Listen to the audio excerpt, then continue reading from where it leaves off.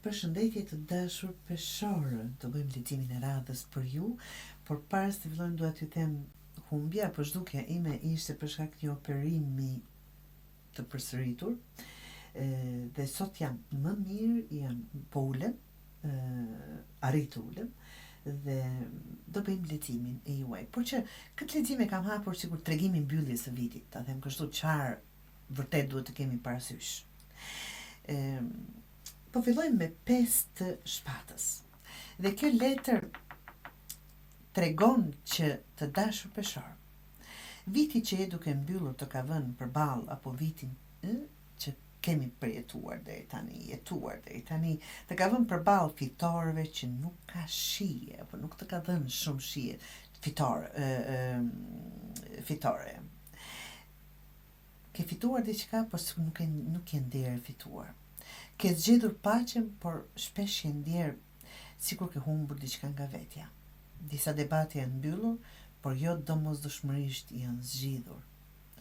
Kjo letër tregon lodhjen nga kompromiset e vazhdueshme. Nga këto përplasje kalojmë në 10 të kupës. Peshore, thellë brenda teje e di sakt çfarë kërkon.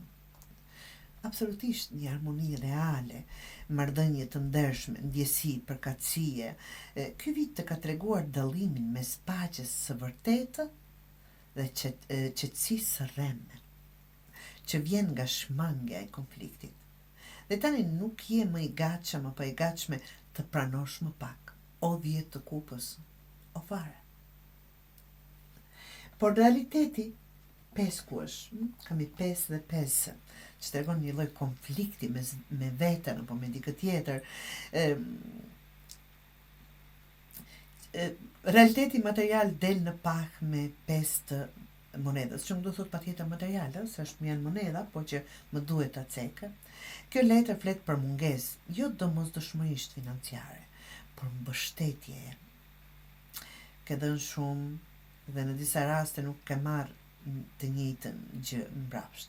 Kjo ka lënë ndjesinë të qenit vetëm, e pa mbrojtur, e pa përkrahur, të qenë ndjesinë të qenit vetëm, pra. Edhe kur nuk e qenë realisht ashtu. Ky është sinjali që diçka duhet rregulluar në balancën dhënie e marrje, apo marrje dhe dhënie, marrëdhënie. Dhe leximi juaj mbyllet me magjistarin.